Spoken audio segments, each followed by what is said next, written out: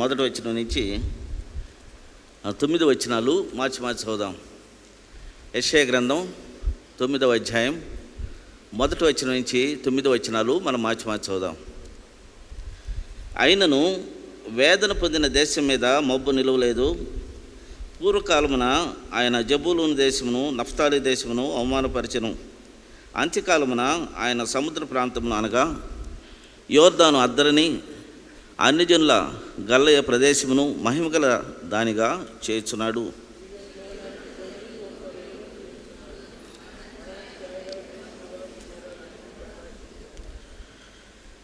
నీవు జనమును విశ్రమింపచేయుచున్నావు, వారి సంతోషమును వృద్ధిపరుచున్నావు.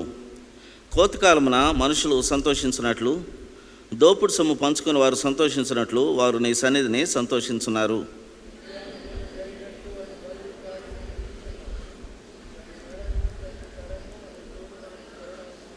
యుద్ధపు సందడి చేయు యోధులందరి జోళ్లను, రక్తములో పొర్లింపబడిన వస్త్రములను అగ్నిలో వేయబడి దహించబడును.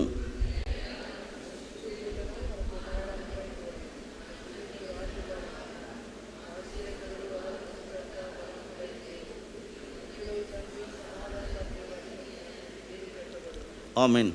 ప్రభు సాయంగా ప్రార్థన చేసుకుందాం.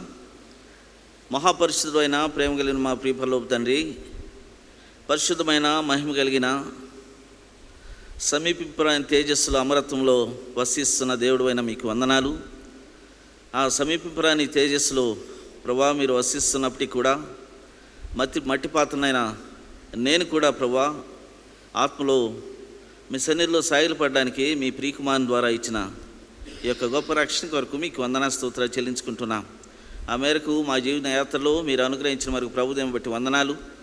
సంఘముగా సమాజం కలిసి మేము స్తుతించి ఆరాధించుకునే ధన్యకరమైన సమయాన్ని ఇచ్చినందుకు మేము స్తుతించుకుంటున్నాం. ఈ సమయంలో ఈ ప్రశస్తమైన లేఖన సత్యాలను ప్రభావ మీరు దయతో వివరింపు చేయమని వేడుకొంచున్నాం. నన్ను మరుగుపరచండి, ఖాళీ చేయండి ప్రభా. ఇందులో ఉన్న అమూల్యమైన సత్యాలను మీరు మాత్రమే ప్రభా విస్తపరచగలరు, బోధించగలరు.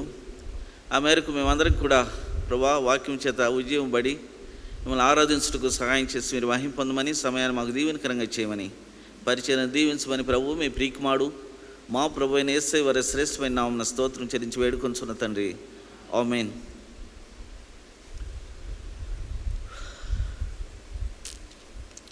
ప్రియులారా, యెషయా గ్రంథం చదివిన ఈ భాగం ఈ యొక్క మాసంలో చాలా ఫెమిలియర్.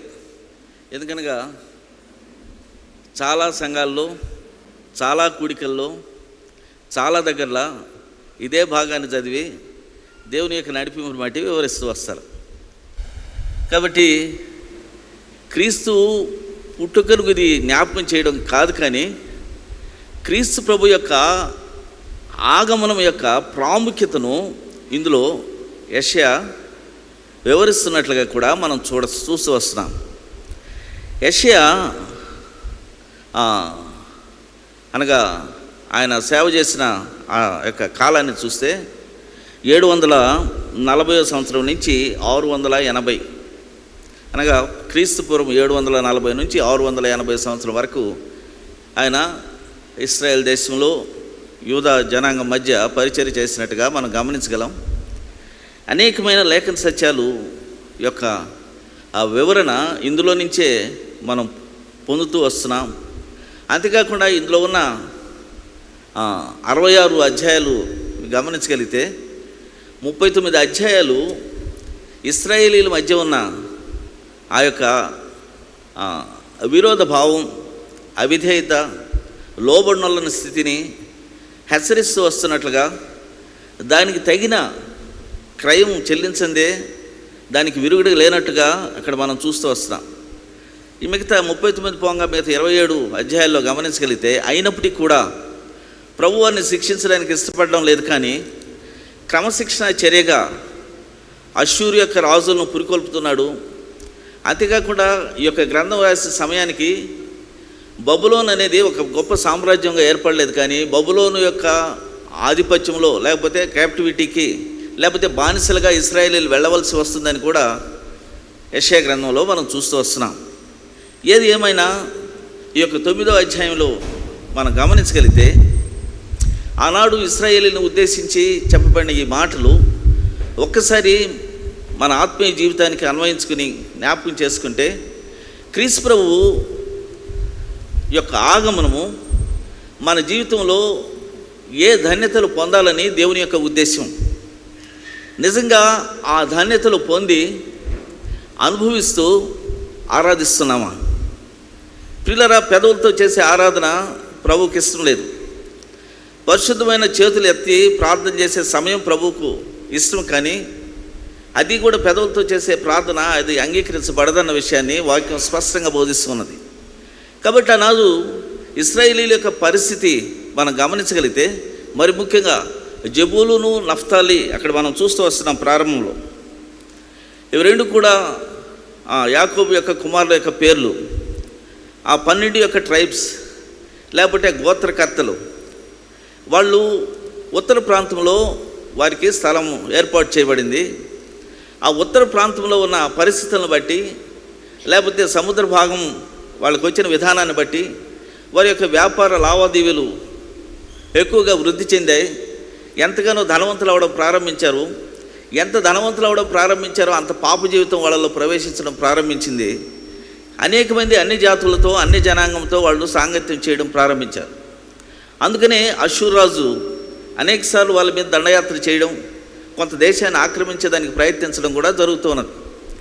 ఇలాంటి సమయాల్లో దేవుని వైపు చూస్తున్న ప్రజలు ఎంతగానో వేదన చెందుతున్నట్టుగా కూడా మనం చూస్తూ వస్తున్నాం. అంతకంటే ఎక్కువగా తను ప్రజలు ఈ రీతిగా అన్ని జనాంగం మధ్య అవమాన పాలవుతున్నారని ఆయన ఎంతగానో వేదన చెందినట్టుగా కూడా మనం చూస్తూ వస్తున్నాం. కాబట్టి ఈ యొక్క ప్రవచన వాక్యాలు క్రీస్తు ప్రభు పుట్టుక మునుపు 600 సంవత్సరాల క్రితం ఇవి రాయబడిన ప్రవచన వాక్యాలు. క్రీస్తు ప్రభు యొక్క ఆగమనం జరిగిపోయింది. ఇప్పటికి 2024 సంవత్సరం జరుగుతూ ఉన్నది. కాబట్టి ఇవన్నీ కూడా నెరవేర్చబడ్డాయి నూతన నిబంధనల క్రమంలో మనం గమనించగలిగితే. సరే, నెరవేర్చబడ్డాయి, కానీ వ్యక్తిగతంగా నా జీవితంలో నెరవేర్చబడ్డాయా? మనం పరిశీలించుకుందాం. మన జీవితంలో నెరవేర్చబడ్డాయా? నెరవేర్చబడితే మనం చేసే ఆరాధన ఆయనకు అంగీకృతమైన ఆరాధన. ఇవి నెరవేర్చబడకపోతే ఎందుకు నెరవేర్చబడలేదని ఒకసారి మనం పరిశీలించుకుందాం. ఇప్పుడు ఒక్కొక్కటిగా మనం గమనించగలిగితే ఇక్కడ దేవుని ఉద్దేశాన్ని మనం స్పష్టంగా చూస్తూ వస్తున్నాం. గమనించగలిగితే ఆ సమయంలో ఆ పరిస్థితులను చూడండి. యెషయా గ్రంథం 8వ అధ్యాయం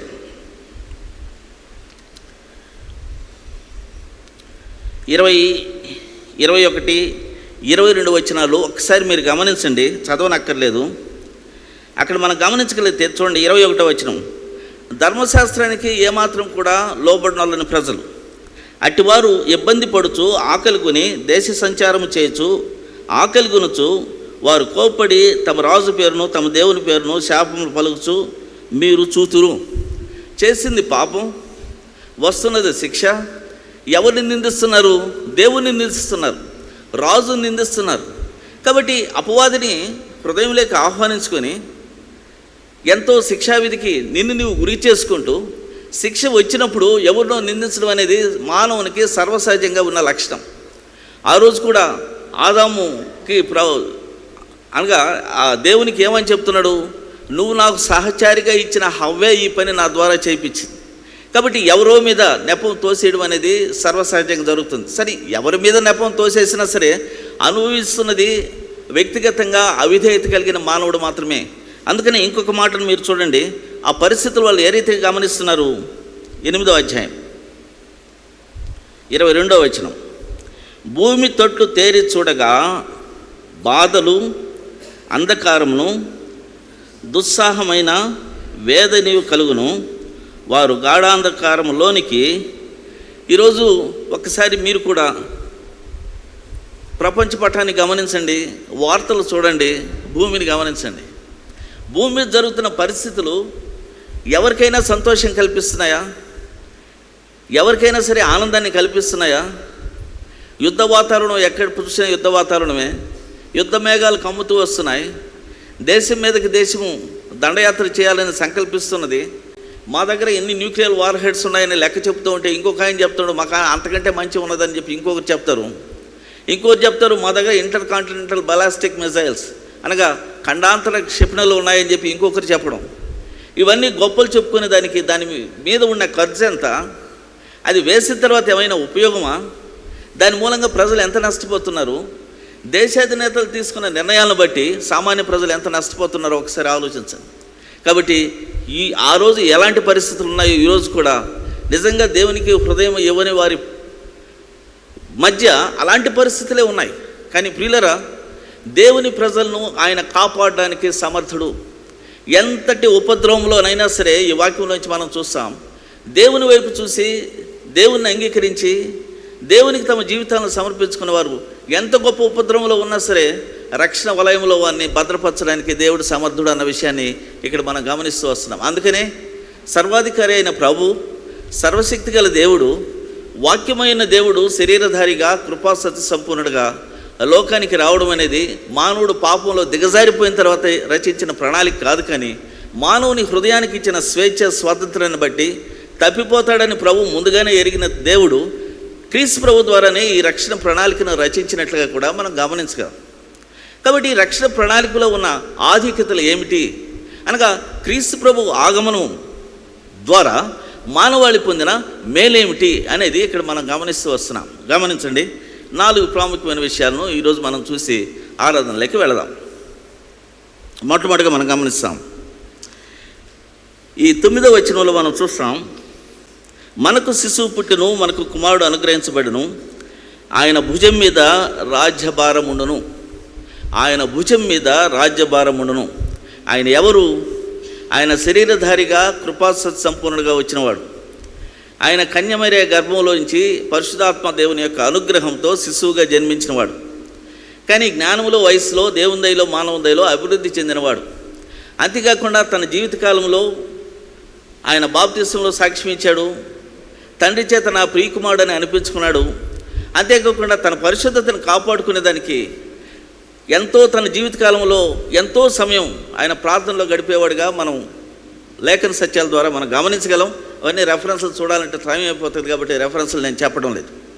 కాబట్టి తన జీవితంలో అపరిశుద్ధత లేదు అని సవాలు విసిరిన అక్కడ మనం చూస్తూ వస్తున్నాం ఒక పరిపూర్ణమైన మానవుడు. ఆయన ఎప్పుడు కూడా చెప్పుకోలేదు, ఒక దగ్గరే సిలువ వేసేటప్పుడు నువ్వు దేవుని కుమారుడు అంటే నువ్వు అన్నట్లే అన్నాడే తప్ప ఆయన తన మనిషి కుమారుడుగానే తనను తాను చెప్పుకున్నట్లుగా మనం చూస్తూ వస్తున్నాం. కాబట్టి ఈ యొక్క ఆగమనము మనకు ఏమి జ్ఞాపకం చేస్తున్నదనగా ఆయన సిలువ కార్యం మూలంగా ఈ లోకంలో ఒక రాజ్యము స్థాపించబడి ఉన్నది. మనం చూస్తూ వస్తున్నాం, కళ్ళకు కనిపించే రాజ్యాలు మనం గమనిస్తూ వస్తున్నాం. ప్రతి దేశానికి ఒక సార్వభౌమాధికారం కలిగిన రాజ్యం ఉంది. సార్వభౌమాధికారం అంటే ఏంది? అక్కడ నేల ఉండాలి, అక్కడ ప్రజలు ఉండాలి, అక్కడ సంపూర్ణమైన అధికారం ఉండాలి. ఈ 3 లేనప్పుడు అది దేశంగా పరిగణించబడదు. అలాగే ఇక్కడ మనం చూస్తూ వస్తున్నాం, ఆయన కూడా ఒక రాజ్యాన్ని స్థాపించాడు. కాబట్టి ఆయనకు ముందున్న రాజ్యం ఏమిటి? ఆ రాజ్యాన్ని జయిస్తే తప్ప ఈయన రాజ్యాన్ని స్థాపించలేడు. చూడండి, కొలస్సీలకు రాసిన పత్రిక ఒకసారి మనం తీసుకుందాం. కొలస్సీలకు రాసిన పత్రిక 1వ అధ్యాయాన్ని మనం గమనించగలిగితే 1వ అధ్యాయం మనం చూస్తాం 13వ వచనం నుంచి. విడుదల చేసి చేసెను, ఆ కుమారుని యందు మనకు విమోచనము, పాప క్షమాపణ కలుగుతున్నది. కాబట్టి ఇక్కడ మనం గమనించగలిగితే ఈ భూమి అంతా కూడా అంధకార సంబంధమైన అధికారము క్రింద, ఆ రాజ్యము క్రింద ఆదాము యొక్క పాప వ్యవస్థను మోస్తూ ఉన్న పరిస్థితులు. అందుకని అక్కడ మనం చూస్తూ వస్తున్నాం, భూమి మీద జీవిస్తున్న మనుషులు పాప వ్యవస్థను మోస్తున్నారు. కాబట్టి భూమి మీద ఎక్కడ చూసినా సరే వేదన, కన్నీళ్ళు, దుఃఖము, గాఢాంధకారము కనిపిస్తున్నట్లుగా మనం చూస్తూ వస్తున్నాం. ప్రజల్లో శాంతి సమాధానం మాత్రం లేదు. అవును ప్రియులరా, హృదయంలో పాపం ఉన్నంత వరకు కూడా దేవుని కృపకు పాత్రుడు కాడు. కాబట్టే తన దుఃఖ దినాలు ఎప్పుడు కూడా సంపూర్తి కాదు, ఎప్పుడు కూడా వేదనతోనే ఉంటాడు. కానీ నిలువెచ్చని స్థితిలో ఒక్కోసారి దేవుని వైపు చూస్తాడు, కానీ అనేకసార్లు లోకం వైపే చూస్తాడు. ఇక్కడ మనం చూస్తూ వస్తున్నాం, క్రీస్తు ప్రభు యొక్క ఆగమనం, ఆయన యొక్క సిలువ కార్యం ఒక ప్రాముఖ్యమైన విషయాన్ని మనకు జ్ఞాపకం చేస్తూ ఉంది. ఆయన ఒక రాజ్యాన్ని స్థాపించాడు. ఆ రాజ్యాన్ని ఏ రీతిగా స్థాపించాడనగా ఆ అంధకార సంబంధమైన అధికారాన్ని ఆయన కూలగొట్టాడు. అక్కడ మనం చూస్తూ వస్తున్నాం, అంధకార సంబంధమైన అధికారం నుంచి ప్రజలందరికీ కూడా ఒక్కసారి ఆయన విడుదల ఇచ్చాడు. ఎందుకు? ప్రజలందరి మీద ఆయనకు అధికారం కలిగిన దేవుడు. ప్రజలందరికీ కూడా ఈ రక్షణ ఇచ్చాడు. కానీ ప్రియులారా, ప్రజలందరికీ రక్షణ ఇచ్చాడని ఫోర్స్ఫుల్గా ఈ యొక్క సాల్వేషన్ అందరి మీద రుద్దడానికి ఆయన ఇష్టపడలేదు. కారణం ఏమనగా, విశ్వాసం ద్వారా కృపచేత మనం రక్షించబడతామే తప్ప ప్రజలందరికీ కూడా ఈ salvation is a free gift for all the community. అనగా రక్షణ అనేది ఉచితమైన కృప, ఉచితమైన బహుమానము ప్రజలందరికీ కూడా. కానీ ఎవరైతే ఇష్టపడి అంగీకరిస్తున్నారో వారిని ఆ రక్షణ వలయంలోకి ప్రభు ఆహ్వానిస్తూ వస్తున్నాడు. అందుకనే ఇక్కడ మనం చూస్తూ వస్తున్నాం, అంధకార సంబంధమైన అధికారం నుంచి విడుదల ఇచ్చి అక్కడ చూస్తాం, తాను ప్రేమించిన తన కుమారుని యొక్క రాజ్య నివాసులుగా చేసినాం. కాబట్టి మొట్టమొదటిగా వర్తమానంలోకి వెళ్ళక మనకు ఏ రాజ్యంలో మనం ఉన్నాం? అపవాద సంబంధమైన రాజ్యంలో. ఇంకా అపవాద సంబంధమైన రాజ్యాన్ని కళ్ళతో చూడలేం, దేవుని రాజ్యాన్ని కూడా కళ్ళతో చూడలేం. కానీ అపవాద సంబంధమైన రాజ్యంలో ఉన్న వ్యక్తికి కన్నీళ్ళు ఉంటాయి. దేవుని సంబంధమైన రాజ్యంలో దేవుని కృపను బట్టి పౌరుడుగా కొనసాగుతున్న వ్యక్తి ఆ చెప్పనసఖ్యము మహిమాయుక్తమైన సంతోషాన్ని అనుభవిస్తూ ముందుకు వెళ్తాడన్న విషయాన్ని మనం చూస్తూ వస్తున్నాం. కాబట్టి ఈ రాజ్యాన్ని స్థాపించిన ఈ యొక్క ప్రియ ప్రభు ఎలాంటి గొప్ప దేవుడు అన్న విషయాన్ని అక్కడ మనం గమనించగలిగితే చూడండి,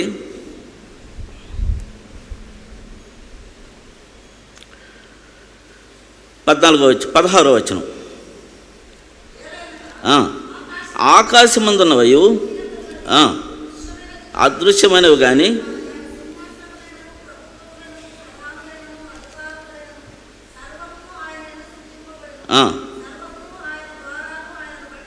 సృజించబడిను, అన్నిటికంటే ముందున్నవాడు, ఆధారభూతుడు. కాబట్టి ఆయన ప్రభుత్వాన్ని స్థాపించగలడు, ప్రభుత్వాన్ని తీసివేయగలడు. కారణం ఏమనగా ఈ భూమి, ఇందులో ఉన్న సమస్తం ఆయన సృష్టి, ఈ వాతావరణం ఆయన సృష్టి, అంతేకాకుండా ఈ విశ్వమే ఆయన సృష్టి. ఈ భూమి మీద ఏ రాజు ఎంతవరకు పరిపాలించాలో కేవలం ఆయన మాత్రమే నిర్ణయించే దేవుడిగా ఉన్నాడు. అందుకని ప్రియులరా, ఈ భూమి ఇక్కడ మనం గమనించగలిగితే అనేకమైన స్వతంత్ర దేశాలు ఉన్నాయి. కానీ ఈ భూమి అంతటికీ ఒక రాజ్యం ఉంది, అది దేవుని రాజ్యం. ఇది స్థాపించిన వాడు క్రీస్తు ప్రభు. ఏ రీతిగా స్థాపించాడో, ఆయన ప్రశస్తమైన రక్తాన్ని చిందించడం మూలంగా, బలవంతుడైన అపవాదిని బంధించడం మూలంగా, అంతేకాకుండా తన కృపను బట్టి పాపదాస్యంలో బ్రగ్గిపోతున్న మానవుడు దేవుడు ఉద్దేశించిన ఆశీర్వాదాలు అనుభవించలేకుండా కన్నీళ్లతో ముందుకు వెళుతున్న మానవుడిని తట్టి లేపి తన పడిన స్థితిలోంచి పైకి లేవనెత్తి తనకు రక్షణ భాగ్యం ఇచ్చినట్లుగా మనం చూస్తూ వస్తున్నాం. అందుకనే అంధకార సంబంధమైన అధికారం నుంచి సమస్త మానవాళికి విడుదల ప్రకటించాడు, రాజ్యాన్ని స్థాపించాడు. అంతేకాకుండా ఆ రాజ్యము శాశ్వతమైన రాజ్యంగా మనం చూస్తూ వస్తున్నాం. అంతేకాకుండా ఇంకొక ప్రాముఖ్యమైన విషయాన్ని ఈ రాజ్యం గురించి మనం గమనించగలిగితే చూడండి, కీర్తన గ్రంథం మనం చూస్తాం 97.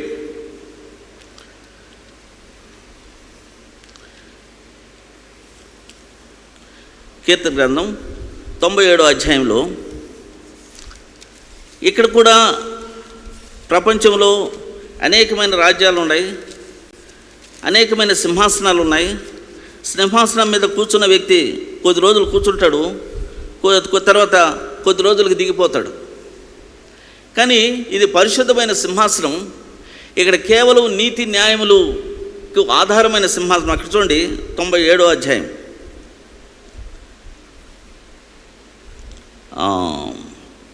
2వ వచనం నుంచి, నీతి న్యాయములు ఆయన సింహాసనముకు ఆధారము. కాబట్టి ఆ యొక్క రక్షణ భాగ్యం పొందిన వ్యక్తి ఏ వ్యక్తి కూడా ఆ రాజ్యంలో ప్రవేశించడానికి వీలు లేదన్న విషయాన్ని అక్కడ మనం చూస్తూ వస్తున్నాం.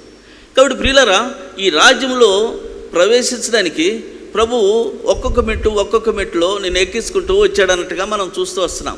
అందుకనే ఈ రాజ్యంలో ప్రవేశించాలంటే ప్రభు ఇచ్చిన మహాకృపను బట్టి ఈ వాక్యాన్ని అర్థం చేసుకుంటూ ముందుకు వెళితే మనం ఉన్న ఆ అంధకార సంబంధమైన పరిస్థితుల్లో నుంచి ఏ రీతిగా అంచెలంచెలుగా ఆయన విడుదల ఇచ్చాడు అన్న విషయాన్ని ఇక్కడ 4 ప్రాముఖ్యమైన విషయాల్ని మీ గమనంలోకి తీసుకొస్తాను. చూడండి, ఇప్పుడు మనం తిరిగి యెషయా గ్రంథానికి వెళదాం.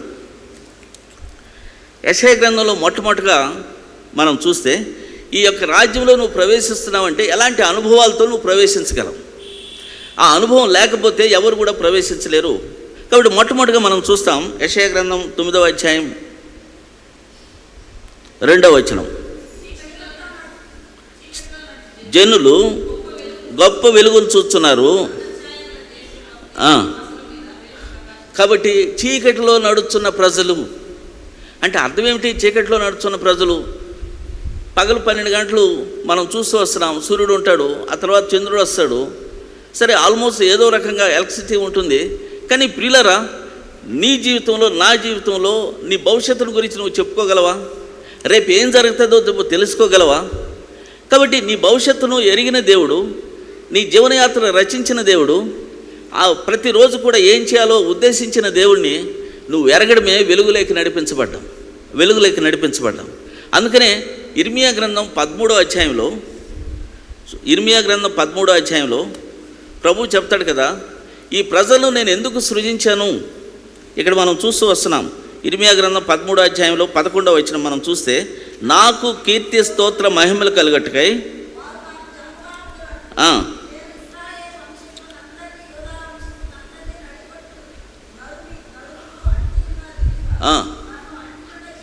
చాలండి కంటిన్యూ చేసిన కానీ వారు నా మాటలు వినకపోయి ఉన్నారని చెప్పి యెహోవా సెలవిస్తున్నారు. కాబట్టి ఎందుకు సృజించబడ్డాం మనం అందరం కూడా? నడికట్టు నరుని నడుముకు ఏ రీతిగా అంటి ఉంటుందో ఆ రీతిగా ఆయనతో అన్యోన్యమైన సహవాసంలో, ఆయన ఉద్దేశానుసారంగా, ఆయనకు ప్రీతికరంగా, అంతేకాకుండా ఆయన ఉద్దేశించిన ప్రతి ఆశీర్వాదాన్ని, ఆత్మ సంబంధమైన భౌతిక సంబంధమైన ఆశీర్వాదాలు అనుభవించడానికి, అంతేకాకుండా చివరిగా ఆ పునాదులు గల పట్టణంలో మనం ప్రవేశించడానికి. కానీ ప్రియులరా, అలా జరగడం లేదు కదా ఇశ్రాయేలీల సమయంలో. అందుకనే ఇక్కడ మనం చూస్తూ వస్తున్నాం. చూడండి 13వ అధ్యాయంలోనే 15వ వచనం నుంచి మనం చూస్తే, వినుడి ఆజ్ఞ ఇచ్చుచున్నాడు. కాబట్టి ఆయన వైపు చూడడం లేదు. ప్రజలకున్న సమృద్ధిని బట్టి, ఆ భౌతిక సంబంధమైన ఆశీర్వాదాలను బట్టి, కంఫర్టబుల్ లివింగ్ని బట్టి, అంతేకాకుండా వాళ్ళకున్న ధనధాన్య సమృద్ధిని బట్టి ప్రభువుని వదిలిపెట్టేస్తున్నారు. మిగతా ప్రభు ద్వారా పొందిన విషయాల మీద ఆసక్తి చూపిస్తూ వస్తున్న ప్రజలు మనం చూస్తూ వస్తున్నాం. అందుకని అక్కడ మనం చూస్తూ వస్తున్నాం, ఆయన మీ కాళ్లకు చీకటి కమ్మ చేయక మునిపే, అక్కడ చూడండి, తగ్గలక మునిపే గాఢాంధకారముగా ఆయనే చేస్తున్నాడు. ఎందుకు? ఈ భూమి మీద సంపూర్ణమైన అధికారం కలిగిన వాడు ఆయనే. ఆయన విశ్వసించిన ప్రజలు ఆయన తిరిగి విశ్వసించాలని ఇది క్రమశిక్షణ చర్య తప్ప నశింప చేయడానికి చేస్తున్న చర్య కాదు. అందుకని అక్కడ మనం చూస్తూ వస్తున్నాం, మీరు వెలుగు కొరకు కనిపెడుతున్నారు, కానీ వెలుగైన ప్రభువుని వైపు మాత్రం చూడటం లేదు. అందుకనే మీ కాళ్ళు చీకటి కొండలకు తగలక మునుపు, ఒక రాయి తగిలితేనే ఎంతో బాధపడతాడు మనిషి, కాళ్ళే పోయి కొండకు తగిలితే ఎలా ఉంటుంది పరిస్థితి? ఒకసారి ఆలోచించండి.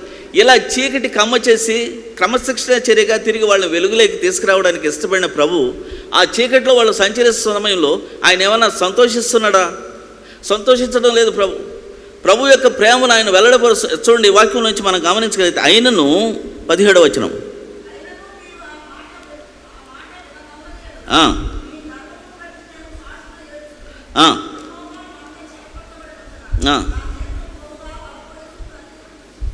అదే ప్రభు ఆ యొక్క ఆశ్చర్యకరమైన వెలుగులోకి రాని ప్రజల గురించి, రక్షణ అంగీకరించని ప్రజల గురించి, యాంత్రికమైన ఆరాధన చేసే ప్రజలను బట్టి ఎంతగానో ఆయన నేత్రము బహుగా వలపోయుచున్నదంటే అర్థం ఏంటి తెలుసా? ఆయన నేత్రంలోంచి వచ్చే కన్నీళ్ళంట ఆయన తలంతా తడిపేస్తూ ఉన్నాయి అనేది ఇక్కడ మనం చూస్తూ వస్తున్నాం. కాబట్టి ప్రియులరా, మొట్టమొదటిగా మనం చూస్తూ వస్తున్నాం, ఆ రోజు ఈ రోజు ఏ రోజైనా సరే రక్షణ అంగీకరించని ప్రజలు అనేక మంది ఉన్నారు. కాబట్టి దేవుని మహాకృపను బట్టి ఆ రక్షణలో ఉన్న ఆ పరిశుద్ధత, ఆ భాగ్యాన్ని నువ్వు అంగీకరించి ఆ యొక్క గడాంధకారమైన చీకటి అనే పాప ప్రపంచంలోంచి దేవుని మహాకృపను బట్టి ఆశ్చర్యకరమైన వెలుగులోకి ప్రభు మనల్ని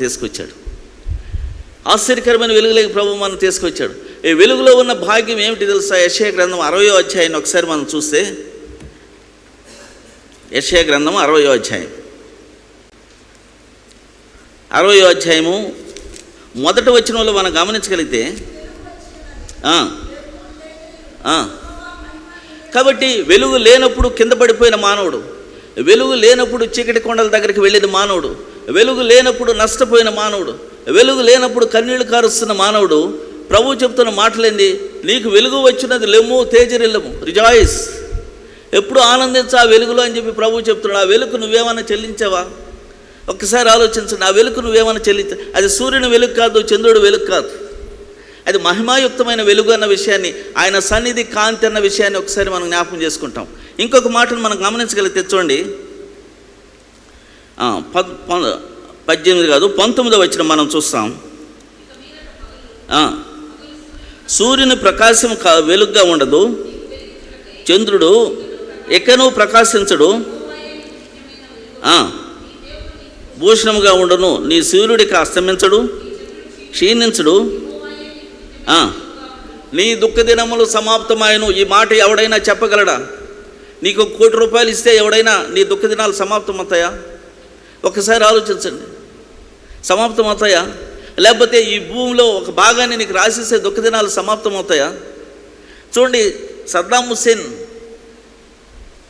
ఎంతగా ఉద్యమం పడిన వ్యక్తి, ఎంతగా అనుభవించిన వ్యక్తి, కడావిటికి దుఃఖంతో వేదంతో శత్రు సైన్యానికి చిక్కకుండా ఒక చిన్న స్వరంగంలో దాంకోవాల్సిన పరిస్థితులు ఏర్పడ్డాయి. కారణమేమనగా దేవునికి విరోధమైన ప్రవర్తన. కడావిటికి పట్టుకోకుండా వదిలేశారా? పట్టుకున్న తర్వాత ఆయన పరిస్థితి ఏమైంది? కాబట్టి భౌతికంగా ఎంత ఉద్యమం పడిన వ్యక్తి అయినా సరే ప్రియులరా, దేవుని మార్గాన్ని ఉల్లంఘించినప్పుడు తప్పనిసరిగా క్రయం చెల్లించాల్సిన పరిస్థితి ఒకరోజు తప్పకుండా వస్తుంది. మీరు ప్రపంచ చరిత్ర ఒకసారి మీరు గమనించగలిగితే ఏ రాజు కూడా తప్పు చేసిన ఏ రాజు కూడా తప్పించుకొని వెళ్ళలేదు. ఈవెన్ హిట్లర్తో కూడాను మనం గమనించగలిగితే. కాబట్టి అందుకనే ఇక్కడ మనం చూస్తూ వస్తున్నాం, చీకట్లో నడుస్తున్న ప్రజలు గొప్ప. అక్కడ మనం చూస్తే యెషయా గ్రంథము, మరొకసారి మనం గమనించగలిగితే యెషయా గ్రంథము 9వ అధ్యాయంలో మనం గమనించగలిగితే అది ఎలాంటి వెలుగైనా అని చెప్తున్నాడు అనగా, గొప్ప వెలుగు చూస్తున్నారు. అది సామాన్యమైన వెలుగు కాదు, గొప్ప వెలుగు అన్న విషయాన్ని మనం చూస్తూ వస్తున్నాం. కాబట్టి నూతన నిబంధన గ్రంథానికి వెళితే ఈ గొప్ప వెలుగును గురించి సాక్ష్యం ఇచ్చిన వాడు ఎవరు? ఒకసారి ఆలోచించండి. మొట్టమొదటిగా యోహాను సాక్ష్యం ఇస్తాడు. ఆ తర్వాత మనం గమనించగలిగితే చూడండి, అపోస్తలుడైన పౌలు అనుభవిస్తూ సాక్ష్యం ఇచ్చాడు. చూడండి, అపోస్తల కార్యం ఒకసారి మనం చూస్తాం. అపోస్తల కార్యములు, ఎందుకనగా ఇది పాత నిబంధనకు పరిమితమైంది కానే కాదు, నూతన నిబంధన గ్రంథంలో మనం గమనించగలిగితే అపోస్తల కార్యములు మనం చూస్తాం. 26వ అధ్యాయం కనుక ఇదే విషయాన్ని 9వ అధ్యాయంలో రాసింది, 22వ అధ్యాయంలో రాసింది, తర్వాత 26వ అధ్యాయంలో కూడా రాసినట్టుగా మనం గమనించగలం. 26వ అధ్యాయంలో మనం గమనించగలిగితే ఆనాడు సౌలుగా ఉన్న ఆ వ్యక్తి సంఘాన్ని పాడు చేయాలని ప్రధాన యాజకుల దగ్గర ఉత్తర్వులు తీసుకొని ఆయన వెళుతున్న సమయంలో ఆయన్ని ఏ రీతిగా ప్రభు సంధించినాడు అన్న విషయాల్ని ఇక్కడ మనం చూస్తూ వస్తున్నాం. చూడండి, 26వ అధ్యాయము 9వ వచనం నుంచి.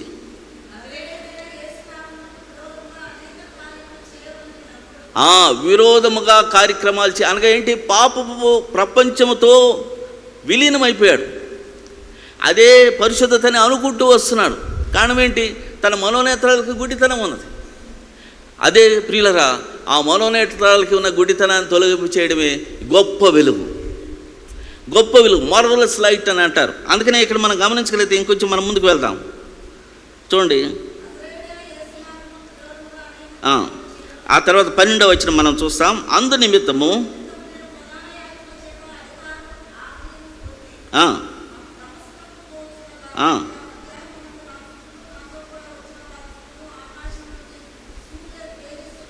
సూర్య తేజస్సు కంటే మిక్కిలి ప్రకాశమైన ఒక వెలుగు త్రోవలో ప్రకాశించడం చూచితిని. కాబట్టి దేవుని యొక్క మహిమతో నువ్వు ఆవరించబడినప్పుడు ప్రియులరా, సూర్య తేజస్సు కంటే ప్రకాశమైన వెలుగులు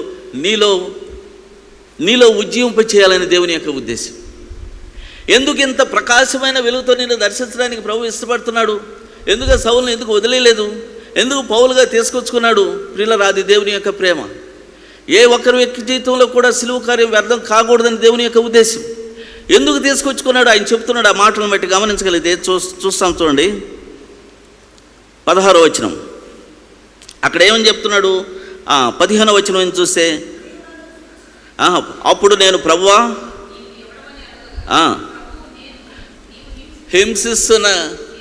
హింసిస్తున్న యేసుని. ఎందుకు ఆ మాట చెప్తూ ఉన్నాడు? కృపకు ఆధారమైన పరిశుద్ధమైన రక్తాన్ని ఆయన కాళ్ళతో తొక్కుతున్నాడు. ఆ పరిశుద్ధమైన రక్తంలో ఉన్న విలువను గ్రహించలేని పరిస్థితిలో ఉన్నాడు. కారణం ఏమనగా ధర్మశాస్త్రాన్ని ఆధారం చేసుకుని ప్రవర్తిస్తున్నవాడుగా ఉన్నాడు. అందుకనే ప్రభు ఆయనలో ఉన్న గొప్ప ఆసక్తిని ఆయన గమనిస్తూ వస్తున్నాడు. తన జీవితం వ్యర్థం కాకూడదని ప్రభు దర్శిస్తూ వస్తున్నాడు. ప్రియులరా, ఎన్నిసార్లు నిన్ను నన్ను ప్రభు దర్శించాడు ఒకసారి మనం జ్ఞాపకం చేసుకుని. నాకు తెలుసు నన్ను ఎన్నిసార్లు దర్శించాడు. ఈ ఆశ్చర్యకరమైన వెలుగుతో నన్ను నింపాలని చిన్న వయసు నుంచి నన్ను దర్శిస్తూనే ఉన్నాడు. అనేక సంవత్సరాలు నేను లోబడలేదు కానీ. అందుకని అక్కడ మనం చూస్తున్నాం, ప్రభు దర్శిస్తూ వస్తున్నాడు. అది సూర్య తేజస్సు కంటే ప్రకాశమైన వెలుగు. ఆ ప్రకాశమైన వెలుగుని ఇంకా నువ్వు అంగీకరించకపోతే, ఇంకా నీ హృదయాల్లో ఇంకా పాపం చీకటి ఉంటే, ప్రభువు చెప్తున్నాడు కదా, నీవు నన్ను హింసిస్తూ వస్తున్నావు, అయినప్పటికీ కూడా నేను నిన్ను దర్శిస్తూ వస్తున్నాను. ఈ ప్రకాశమైన వెలుగు కలిగే మనం ఆరాధిస్తున్నామా? ఆరాధించాలని దేవుని యొక్క ఉద్దేశం. ఎందుకు ప్రకాశమైన వెలుగు ఇక్కడ ప్రభువు చెప్తున్నాడు చూడండి, 16వ వచనం నుంచి.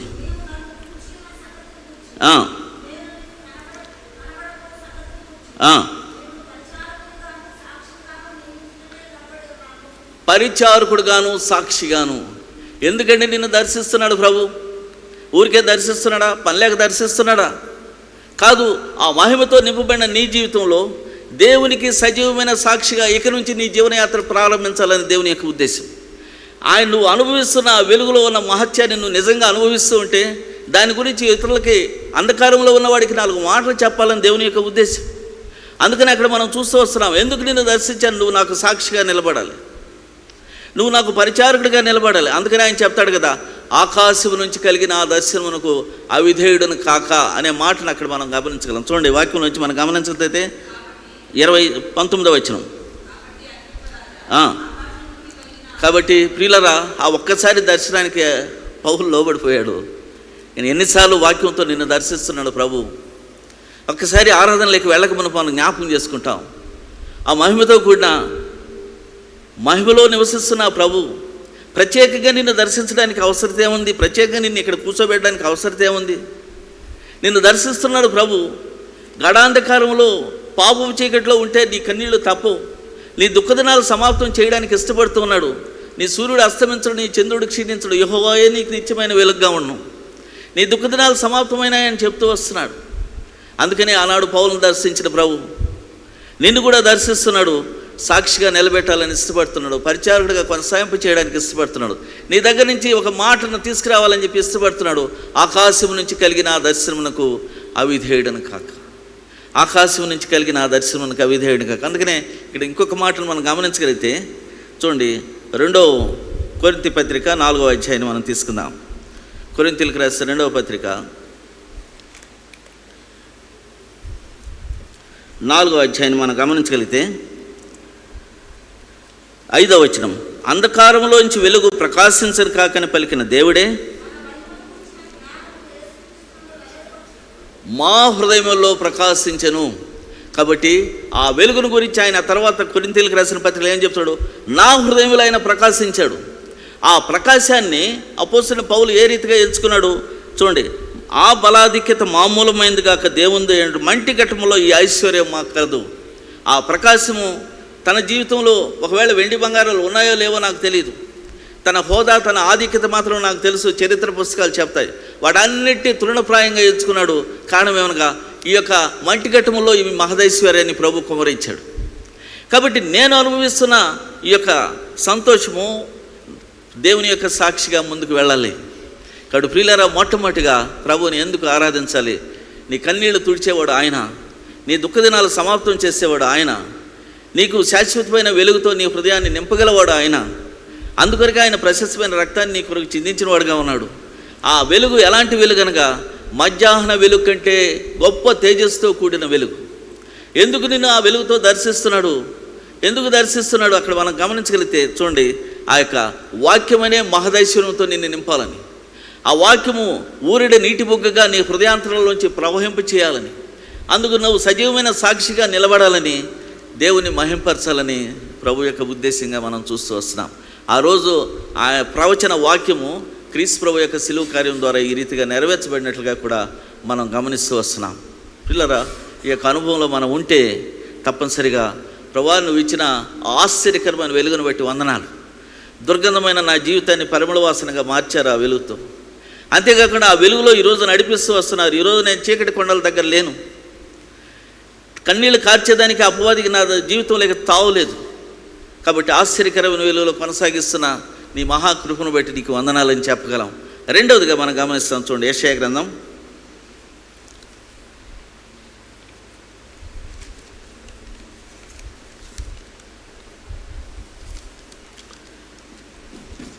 అందుకనే ఆ ఆశ్చర్యకరమైన వెలుగునిచ్చిన ప్రభువుని ఏమని అక్కడ రాస్తున్నాడు, ఆశ్చర్యకరుడు. అంతేగాని ప్రియులరా, ఆయన ఏదో అద్భుతాలు, ఆశ్చర్యకార్యాలు, సూచక్రియలు, ఏదో అనారోగ్య పరిస్థితులు బాగా చేసినాడు, చనిపోయిన వాళ్ళు లేవనెత్తాడు ఆయనకి ఆశ్చర్యకరుడు కాదు. కానీ నీ హృదయాంతరాల్లో లోబడలోని నీ పరిస్థితిని లోపరుచుకున్న ప్రభు, అక్కడ నీ ప్రాణాత్మ దేహంలో స్వాధీనపరుచుకున్న ప్రభు, ఆయన రాకడ కొరకు పరిశుద్ధంగా కాపాడగల శక్తి కలిగిన ప్రభు. అందుకనే ఆయన ఆశ్చర్యకరుడు. రెండవదిగా ఆయన ఆలోచనకర్తగా ఏమిటి దీని గురించి నువ్వు ఆలోచించాలి. ఇక్కడ మనం చూస్తూ వస్తున్నాం, చూడండి యెషయా గ్రంథం 9వ అధ్యాయం. ఆలోచనలో ఏముంటుందంట, దీని గురించి నిజంగా నువ్వు ఆలోచిస్తే, నిజంగా దీన్ని అంగీకరిస్తే, నీకున్న ఆలోచనలు బట్టి ప్రియులరా మరెప్పుడు కూడా నువ్వు దుఃఖపడవు. కొంతమంది జీవితాల్లో నేను గమనిస్తాను, కొంతమంది ఈ రీతిగా చెప్తారు, అన్న ప్రభువుని అంగీకరించాను, ఏమీ చేయలేకపోతున్నాను, నా చుట్టుప్రక్కల దేవునికి విరోధంగా చేసేదానికి అనేకమైన కార్యక్రమాలు ఉన్నాయి, గతంలో లేవు, అది ఎందుకో దేవునిలోకి వచ్చిన తర్వాత ఇవన్నీ నన్ను చుట్టుకుంటూ వస్తున్నాయి, ఎస్కేప్ కాలేకపోతున్నాను. పిల్లలు దేవుని వైపు నిజంగా చూస్తే నువ్వు ఎస్కేప్ కాగలవు. కారణం ఏమనగా పరిశుద్ధుడైన ప్రభువుని దర్శిస్తూ వస్తున్నాడు. అందుకనే ఆయన చెప్తున్నాడు కదా, అక్కడ గమనించండి, యెషయా గ్రంథం 9వ అధ్యాయం 3వ వచనం.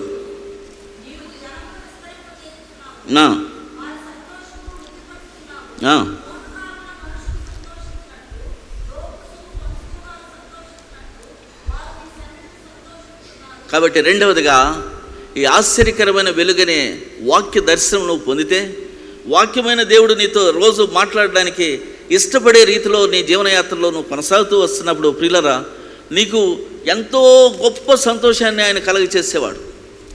ఏ భౌతికమైన సంపద కూడా అంత సంతోషాన్ని ఇవ్వలేదు అన్న విషయాన్ని మనం చూడగలం. అందుకనే 2 కొరింథీ పత్రికలోనే చూడండి, అపోస్తలుడైన పౌలు 2 కొరింథీ పత్రిక 14వ వచనం నుంచి ఒక మాటను అక్కడ, విజయోత్సాహంతో ఊరేగిస్తున్న దేవునికి స్తోత్రము. ఒకప్పుడు విజయం అంటే నాకు తెలియదు, మనుషులను హింసించడమే తెలుసు, వాళ్ళ కన్నీళ్లు చూడడమే తెలుసు, వాళ్ళని బాధించడమే తెలుసు, మరణం పొందేంత వరకు వాళ్ళని హింసించడమే తెలుసు. ఆ కన్నీళ్లు చూసి ఎంతో వేదన చెందుతున్న అపోస్తలుడైన పౌలు చెప్తున్న మాటలు మనం గమనించగలిగితే అక్కడ మనం చూస్తాం, విజయోత్సాహంతో ఊరేగిస్తున్న దేవుడు. కాబట్టి ఒక ప్రత్యేకమైన స్థితిలో ఆ యొక్క ఆశ్చర్యకరమైన వెలుగును అంగీకరించిన అపోస్తలుడైన పౌలుని పైకి లేవనెత్తి ఎత్తి పెట్టుకుంటున్నాడు. నూతన నిబంధనలో అనేకమైన పత్రికలు ఆయన ద్వారా రాయించడానికి ప్రభు ఇష్టపడ్డాడు. అంతేకాకుండా ఇంకొక మాటను ఇక్కడ మనం చూస్తాం, చూడండి 14వ వచనం, 2వ అధ్యాయం 14వ వచనం. మా ద్వారా 2 కొరింథీ పత్రిక 2వ అధ్యాయం 14వ వచనం.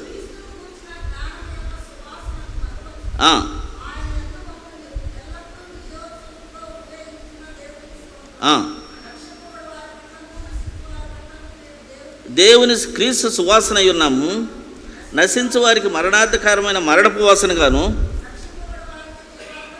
కాబట్టి ఒకప్పుడు మరణపు వాసన మాత్రమే తెలుసు నాకు, ఇప్పుడు జీవపు వాసన ఎరిగిన వాడిగా ఉన్నాను.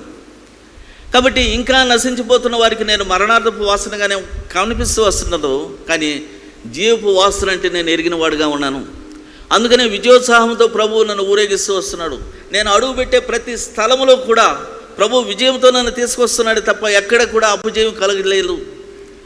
తిరిగి ఆయన యెరూషలేముకి వెళ్ళేటప్పుడు తన సొంతగానే పరిచర్య అంతా ముగించుకొని వచ్చినాడే తప్ప ఎవరు కూడా పట్టి బలవంతాన్ని తీసుకురాలేదు. అంతేకాకుండా ప్రియులరా, ఆయనకు శిక్ష పడుతుందని తెలిసి కూడా చివరి సమయం వరకు కూడా దేవుని గురించి సాక్ష్యం ఇవ్వడానికి ఏమాత్రం కూడా వెనకాడలేదు. తను క్రీస్తు ప్రభువుకు సంపూర్తిగా సమర్పించుకునే దానికి ఇష్టపడ్డాడు. కారణం ఏమనగా అందులో ఆయన సంతోషించడానికి ఇష్టపడ్డాడు. ఈ సంతోషాన్ని చూడండి, పేతురు రాసిన మొదటి పత్రికలో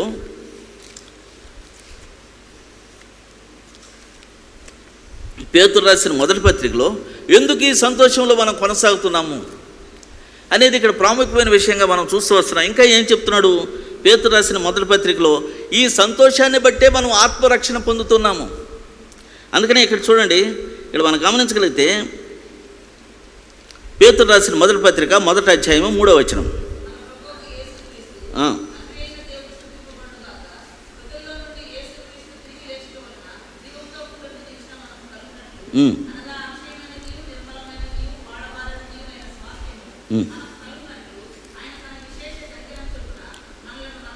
మరలా జన్మింప చేశాడు.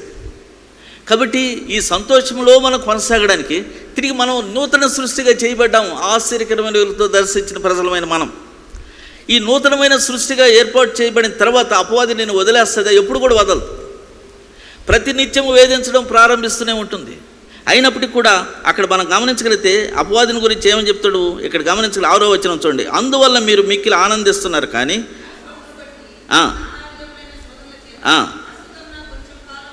ప్రస్తుతం దుఃఖం కలగవచ్చు, అయినప్పటికీ కూడా సువర్ణములాగా ప్రభు మనల్ని సిద్ధపరుస్తూ వస్తున్నాడు. అందుకనే ఇక్కడ మనం గమనించగలిగితే 8వ వచనం మనం చూస్తాం. మీరు ఆయన చూడకపోయిను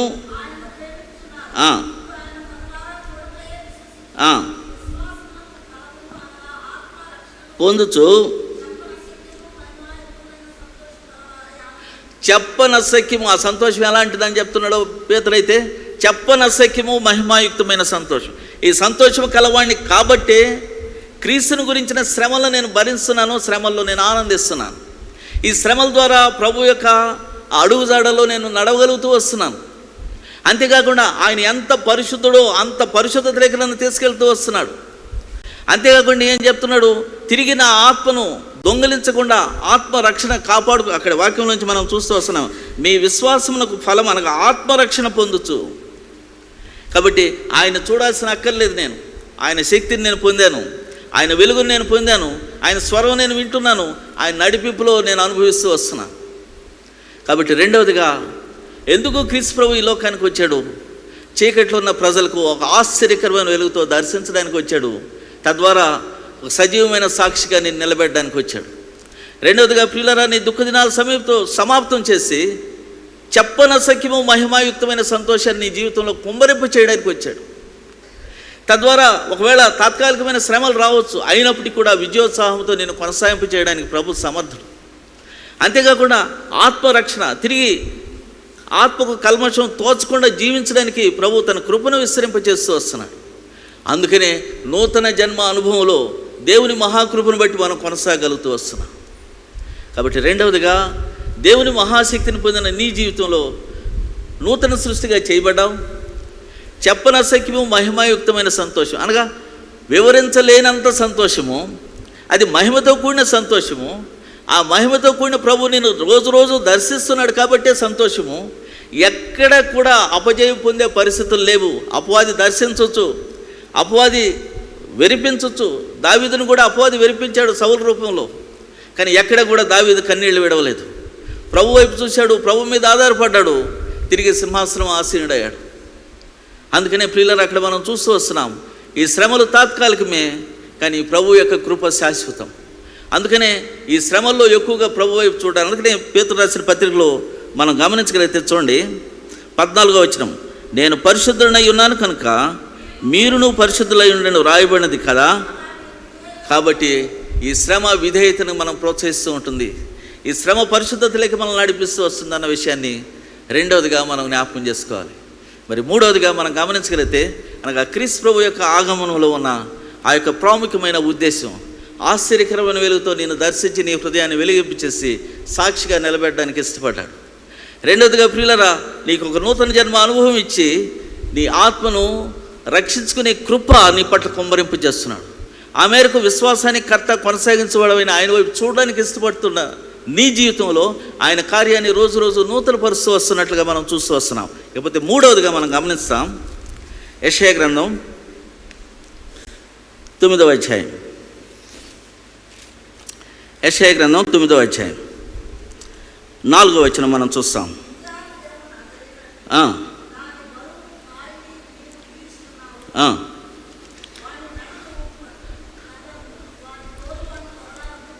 కాబట్టి విశ్వాసయాత్రలో కొనసాగుతున్నప్పుడు ప్రియులారా, గతకాలం దాస్యపు కాడిని మోసిన వారు. అందుకని ప్రభు చెప్తున్నాడు, ప్రయాసపడి భారం మోస్తున్న సమస్తమైన వాళ్ళారా నా ఎదుకు రండి, నా గద్దకు వచ్చి నా కాడి ఎత్తుకుని నేర్చుకునేది, అప్పుడు మీ ప్రాణములకు విశ్రాంతి దొరుకును. అటు మూడవదిగా మనం చూస్తూ వస్తున్నాం, మనం అంతవరకు మోసిన బరువైన ఆ కాడిని విరగొట్టడానికి సమర్థుడు కేవలం సృష్టికర్త అయిన ప్రభు క్రీస్తు ప్రభులో చేసిన కార్యం మాత్రమే. అందుకనే ఇక్కడ మనం చూస్తున్నాం, ఆ కాడి విరగొట్టబడింది. ఆ యొక్క మనం గమనించగలిగితే ఈ కాడిని విరగొట్టడానికి సమర్థుడు ఎవడు? దాన్ని అంటారు కదా అక్కడ మనం క్రీస్తునందు ఉపయోగించిన బలాతిశయము. చూడండి, ఎఫ్సీలకు రాసిన పత్రిక మనం గమనిస్తాం. ఎఫ్సీలకు రాసిన పత్రిక 1వ అధ్యాయాన్ని మనం తీసుకుందాం. ఎఫ్సీలకు రాసిన పత్రిక 1వ అధ్యాయం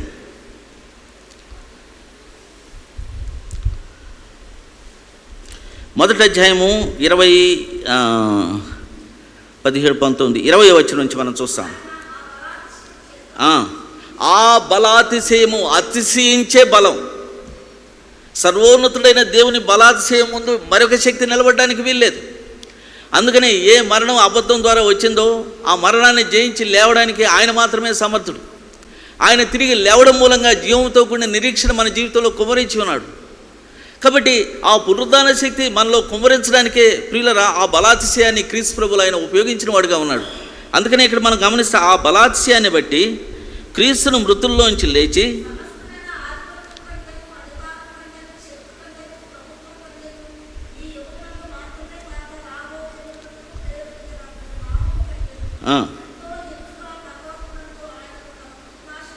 కూర్చుండబెట్టుకొని ఉన్నాడు.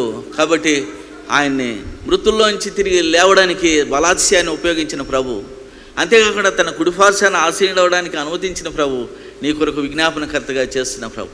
ఎందుకు ఈ బలాతిశయాన్ని ఉపయోగించాడు? మొట్టమొదటిగా మనం చూసాం, ఎందుకు ఆశ్చర్యకరమైన వెలుగుతో నేను దర్శించాడు, నేను సాక్షిగా సిద్ధపరచాలని. రెండవదిగా చెప్పనశక్యము మహిమాయుక్తమైన సంతోషాన్ని ఎందుకు నీ జీవితంలో కుమరించాడు?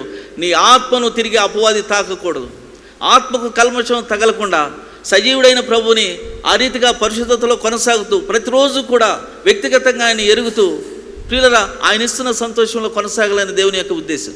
మూడవదిగా మనం గమనిస్తూ వస్తున్నాం, ఈ దాస్యమనే కాడి నుంచి నేను సంపూర్ణమైన విజయం క్రీస్తు ప్రభులో నుంచి ఆయన ఇచ్చాడు. అందుకనే మరణాన్ని తిరిగి జయించి తిరిగి లేచిన ప్రభు. ఇదే విషయాన్ని అపోస్తలుడైన పౌలు ఫిలిప్పీలకు రాసిన పత్రిక 3వ అధ్యాయాన్ని మనం తీసుకుందాం.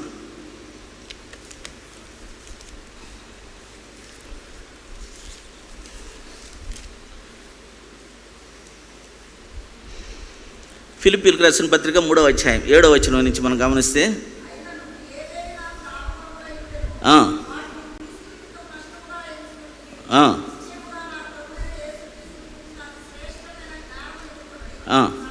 నష్టముగా ఎంచుకొని క్రీస్తు సంపాదించుకొని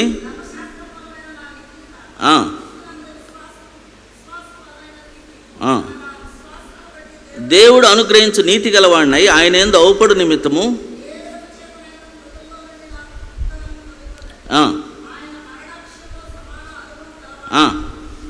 ఆయనను ఆయన పునరుద్ధాన బలము ఎరుగు నిమిత్తము, ఆయనను ఆయన పునరుద్ధాన బలము ఎరుగు నిమిత్తము, ఆయన శ్రమల్లో పాలువాడటి ఎరుగు నిమిత్తము సమస్తము నష్టపరుచుకొని పెంటతో సమానంగా ఎంచుకొంచున్నాను. కాబట్టి ప్రియులరా, పునరుద్ధాన బలాన్ని ఎందుకు ఎరగాలి? అపవాది గవిని నువ్వు స్వాధీనపరచుకోవాలంటే పునరుద్ధాన బలాన్ని నువ్వు ఎరగాలి, పునరుద్ధానంలో ఉన్న శక్తిని నువ్వు ఎరగాలి, క్రీస్తునందు దేవుడు ఉపయోగించిన బలాత్యాన్ని నువ్వు ఎరగాలి.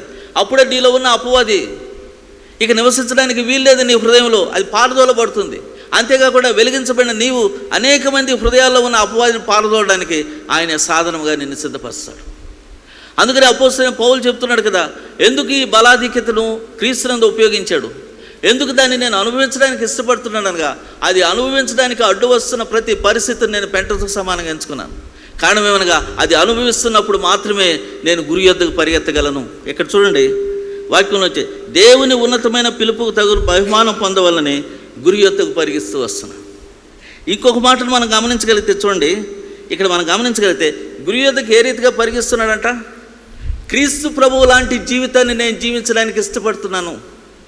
ఇక్కడ చూడండి వాక్యం నుంచి మనకు 17వ వచనం, సహోదరులారా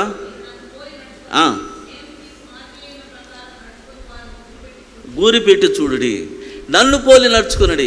ఇంకొక మాటను మనం గమనించగలిగితే 21వ వచనం గమనించండి,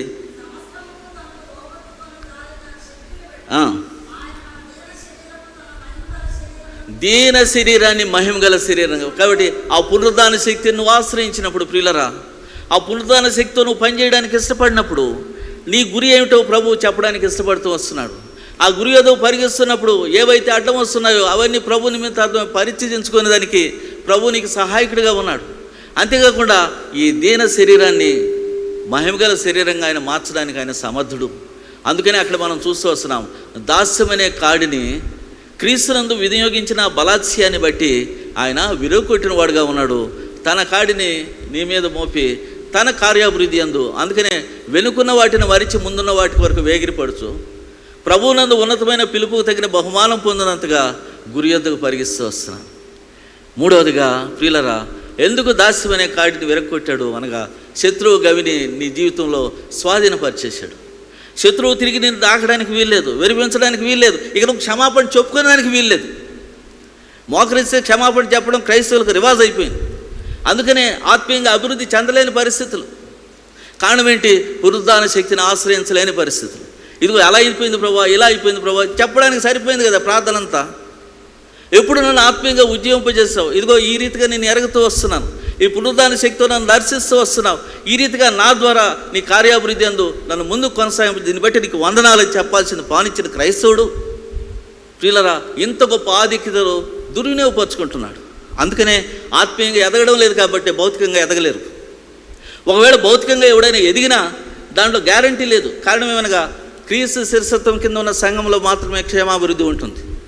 లోకంలో కేవలం అభివృద్ధి ఉంటుందే తప్ప అభివృద్ధి ఎప్పుడు వెళ్ళిపోతుందో ఎవరికి తెలియదు. కాబట్టి మూడవదిగా మనం చూస్తున్నాం, గురి యొద్దకు పరిగెత్తడానికి ప్రభు సహాయకుడిగా ఉన్నాడు. మన దీన శరీరాన్ని మహిమగల శరీరంగా ఆయన మార్చడానికి ఆయన ఇష్టపడుతున్న దేవుడిగా ఉన్నాడు. నాలుగవదిగా మనం చూసి ముగించేస్తాం. చూడండి, యెషయా గ్రంథం. ఇంత గొప్ప ప్రభు, అందుకని ఆయన మొట్టమొదటిగా మనం చూసాం ఆశ్చర్యకరుడు, రెండవదిగా ఆయన ఆలోచనకర్త, మూడవదిగా బలవంతుడైన దేవుడు, నాలుగవదిగా నీచుడగు తండ్రి, సమాధానకర్త, నీచుడగు తండ్రి. కాబట్టి ఇన్ని చేసిన ప్రభు ఆయనకు ఒక టెన్యూర్ అంటూ లేదండి. ఒకవేళ ప్రధానమంత్రి ఉంటే 5 సంవత్సరాలు ఉంటాడు. నాకు ప్రధానమంత్రి తెలిసి 5 సంవత్సరాలు తెలుసు. ఆ ప్రధానమంత్రి మారిపోయిన తర్వాత కొత్త ఆయన వస్తే నాకు అసలు ఆయన తెలియదు కదా. కాబట్టి నా పవర్ అంతా పోయినట్టే లెక్క. ఈరోజు మనం చూస్తున్నాం, ప్రభుత్వాలు మారిపోతే గత కాలంలో ఉన్న ప్రభుత్వాల్లో పనిచేసిన వాళ్ళ పరిస్థితులు ఏమవుతూ ఉన్నాయి. కానీ ప్రియులరా, నిన్ను పిలిచిన దేవుడు నమ్మదగినవాడు. ఆయన ఎలాంటి దేవుడు అన్న విషయాన్ని యెషయా గ్రంథంలోనే మనం గమనించగలిగితే చూడండి, యెషయా 43వ అధ్యాయాన్ని మనం తీసుకుందాం. అందుకనే ఆయన నిత్యుడగు తండ్రి, నీకు ఇచ్చిన ఈ ధన్యత, ఈ యొక్క సాక్షి జీవితం, ఈ ఆత్మరక్షణ, మూడవదిగా గురి యొద్దకు పరిగెత్తడం, ఇవి ప్రియులరా దేవుని చిత్తానుసారంగా ఇవి నీ జీవితంలో కొనసాగింపు చేయడానికి ఆయన సమర్థుడు. పునాదులు గల పట్టణం వైపు నీ అడుగులు వేయడానికి, స్థిరపరచడానికి ఆయన సమర్థుడు. కారణం ఏమనగా అక్కడ మనం చూస్తాం చూడండి, యెషయా గ్రంథం 43వ అధ్యాయాన్ని మనం తీసుకుందాం. 10వ వచనం.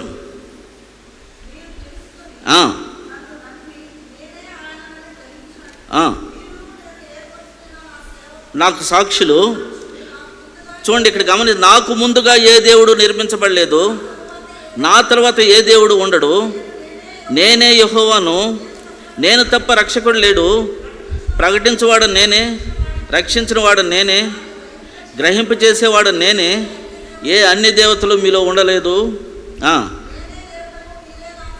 మీరే నాకు సాక్షులు అని చెప్పి ఆయన చెప్తున్నట్లుగా మనం చూస్తూ వస్తున్నాం. కాబట్టి ప్రియులరా, ఈయనకు మునుప ఏ దేవుడు లేడు, ఈయన తర్వాత ఏ దేవుడు ఉండడు. కాబట్టి ఈయనే సర్వ సృష్టికర్త, ఆయనే సర్వాన్ని సృష్టి పరిపాలిస్తున్న దేవుడు, ఆయనే నీ ఉజ్జీవకర్త. కానీ క్రీస్తు ప్రభు ఎవరు అని చెప్పాను. క్రీస్తు ప్రభుని గురించి ఏం రాయబడిన బైబిల్లో, ఆ తండ్రి యొక్క అక్కడ మహిమ యొక్క తేజస్సు, ఆయన తత్వం యొక్క మూర్తిమంతము. క్రీస్తు ప్రభు ఎవరు? తండ్రి అయిన దేవుని యొక్క ఆయన తత్వం యొక్క మూర్తిమంతం, ఆ మహిమ యొక్క తేజస్సు. అంతేకాకుండా ఆయన రొమ్మున ఆనుకుని ఉన్న ఆ ప్రియకుమారుని ద్వారానే తండ్రి బయలుపరుస్తూ వస్తున్నాడు. అంతేకాకుండా ఈ కుమారుని ద్వారా ఇవ్వబడిన ఈ యొక్క సన్నిహితమైన సహవాసం, ఈ సమాధానం ప్రియులరా, అది నీ జీవనయాత్ర అంతా కూడా కొనసాగింపు చేయడానికి ఆయన సమర్థుడు. అందుకనే ఆయన నిత్యుడగు తండ్రి, సమాధానకర్త, అధిపతి అని ఆయన పిలువబడడానికి ఆయన ఒక్కడు మాత్రమే యోగ్యుడు అన్న విషయాన్ని చూస్తున్నాం. చివరిగా రోమీలకు రాసిన పత్రిక ఒకసారి మనం తీసుకుంటే, రోమీలకు రాసిన పత్రిక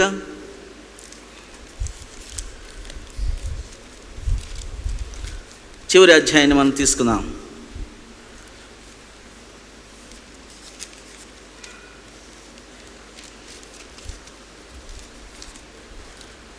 చివరి అధ్యాయము 19-20 వచనాలు మనం గమనిస్తే,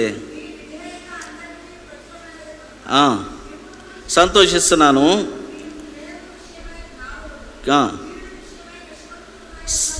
సమాధానకర్తయగు దేవుడు. కాబట్టి ప్రియులారా, ఇంతవరకు చీకట్లో నడిపిస్తున్న సాతానికి ఇప్పుడు పరిస్థితి ఏమిటి? నీ కాళ్ళ కింద ఆయన చితక దొక్కడానికి ఇష్టపడుతున్నాడు నీ విధేయతను బట్టి. అందుకనే ఇక్కడ మనం చూస్తూ వస్తున్నాం, నువ్వు సేవిస్తున్న ప్రభువు, నువ్వు పూజిస్తున్న ప్రభువు, నువ్వు ఆరాధిస్తున్న ప్రభువు ఎవడు నీ జీవితంలో అంటే ఆయన ఆశ్చర్యకరుడు, ఆలోచనకర్త, బలవంతుడైన దేవుడు, నిత్యుడగు తండ్రి, సమాధానకర్త, అధిపతి. ఆయన ఆశ్చర్యకరమైన దేవుడు అన్న విషయాన్ని మనం చూస్తూ వస్తే, ఆశ్చర్యకరమైన వెలుగుతో నిన్ను దర్శించి నీలో ఉన్న పాపం చీకటి తొలగింపు చేసి నిన్ను సాక్షిగా నిలబెట్టడానికి ఇష్టపడుతున్న దేవుడు. చెప్పనసఖ్యము మహిమాయుక్తమైన సంతోషాన్ని నీ జీవితంలో కుమ్మరింపు చేసి విశ్వాసం ద్వారా నీ ఆత్మను రక్షించుకునేదానికి ఆయన సామర్థ్యాన్ని నీలో కుమ్మరింపు చేశాడు. కారణం ఏమనగా ఆయన ఎంత పరిశుద్ధుడో అంత పరిశుద్ధతలోకి నేను నడిపించడానికి ఆయన ఇష్టపడ్డాడు. మూడవదిగా మనం గమనించగలిగితే ప్రియులరా, దాస్యమనే కాడి కింద ఉన్న నీ యొక్క జీవితంలో క్రీస్తులో ఉపయోగించిన బలాత్స్యాన్ని బట్టి ఆ దాస్యమనే కాడిని విరుక్కొట్టాడు, స్వతంత్రుడిగా చేశాడు, ఆత్మ స్వాతంత్రాన్ని నీకు ఇచ్చాడు.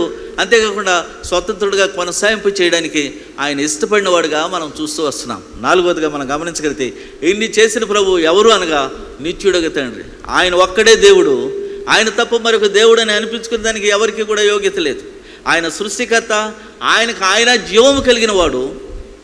కానీ క్రీస్తు ప్రభు ఎవరనగా దేవుని యొక్క మహిమ యొక్క తేజస్సు, ఆయన తత్వం యొక్క మూర్తిమంతం. కాబట్టి ఆయన శరీరధారిగా ఈ లోకానికి వచ్చి కృపాసత్య సంపూర్ణుడిగా మన మధ్య జీవించాడు. ప్రశస్తమైన రక్తాన్ని సిలువలో బలియాగంగా సమర్పించి నీకు విడుదల విమోచన కొరకు నిత్యము నిలిచిండు బలియాగంగా తను సమర్పించుకున్నాడు. ఈరోజు ప్రియులరా, నువ్వు అంగీకరిస్తే నీ జీవితంలో సమాధానకర్త. ఇంతవరకు నిన్ను కన్నీళ్లు కార్పిస్తున్న అపవాది స్థానం నీ పాదాల కింద. ఈ గొప్ప కృపను క్రీస్తు ప్రభు ద్వారా దేవుడు మన జీవితంలో కుమ్మరించాడు. అందుకని ఆయన ఆశ్చర్యకరుడు, ఆలోచనకర్త, బలవంతుడైన దేవుడు, నిత్యుడగు తండ్రి, సమాధానకర్త, దానికి అధిపతి. ఇలాంటి ప్రభువుని నిజంగా వాక్యం చేత వెలిగించబడిన వాడవైతే సాక్షిగా కొనసాగుతుంటే నువ్వు ఆరాధించగలవు. నిజంగా నీ ఆత్మకు కల్మషం తోచకుండా ఉంటే నువ్వు ఆరాధించగలవు. నిజంగా దాస్యమనే కాడి నుంచి నువ్వు విడుదల పొంది ఆత్మ స్వాతంత్రాన్ని అనుభవిస్తుంటే ఆనందించగలవు. అంతేకాకుండా దేవుడు క్రీస్తులో కుమ్మరించిన ఆ సమాధానాన్ని నువ్వు అనుభవిస్తూ ఉంటేనే ఆరాధించగలవు. ఇలాంటి అనుభవం లేకుండా ఆరాధిస్తే ప్రియులరా, అది ప్రభుకు అంగీకృతమైన ఆరాధన కానే కాదు. అందుకనే యెషయా గ్రంథంలో చెప్పబడిన ఈ మాటలు 600 సంవత్సరాల తర్వాత క్రీస్తు ప్రభు యొక్క జన్మం ద్వారా ఇవి నెరవేర్చబడ్డాయి. ఈరోజు అంగీకరించడం మన బాధ్యత. దేవుడు తన వాక్యాన్ని మన వెనుకలో దీవించుగాక. ఆమేన్.